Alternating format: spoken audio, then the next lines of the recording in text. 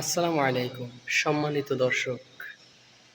Viral হওয়ার নেশা মানুষকে কিভাবে ভঙ্গুর করে দেয়। আপনারা এই যে স্ক্রিনে যে লোকটিকে দেখতে পাচ্ছেন, এই লোকটি প্রথমে সালাউদ্দিন আইয়ুবী, মাওলানা সালাউদ্দিন আইয়ুবী তার মতো ওয়াজ করে ভাইরাল হওয়ার চেষ্টা করছে।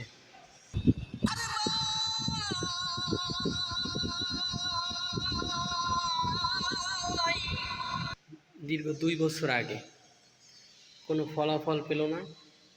এরপরে কি করলো? ভাইরাল হওয়ার জন্য হাসিবুর রহমান সাজলো, হাসিবুর রহমান সাজলো।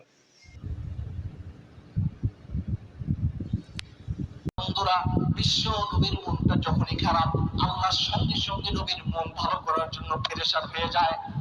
তাতেও ফলাফল আসলো না ভাইরাল হওয়ার।